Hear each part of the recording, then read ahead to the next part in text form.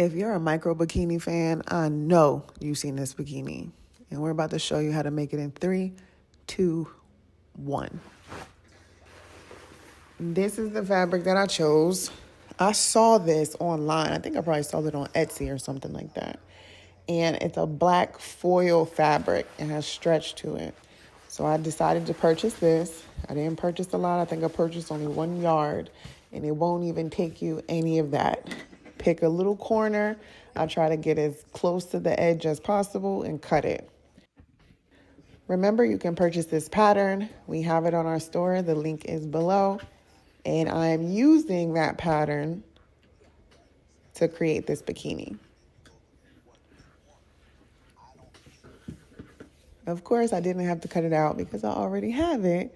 But yeah, if you want to get this look, you can go ahead and purchase the pattern.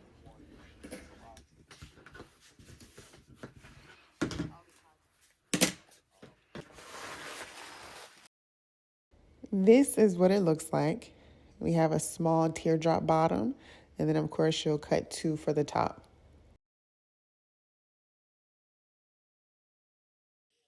It's time to sew. I like to clean up my area a little bit before I get started. I don't know why stringing my machine is a little therapeutic. If you do not have an industrial machine, you can still make this bikini. I promise you. I have videos of using a home sewing machine. I've showed several different home sewing machines that you can use. You do not have to have an industrial machine to get your sew on.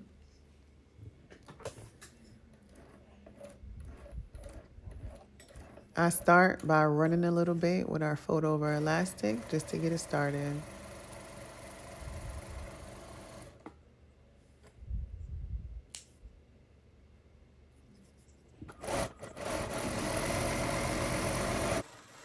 This is self-explanatory, but if you do want a video that has all the details, step by step in there, you can click the link and below, or I'll have it posted in the corner.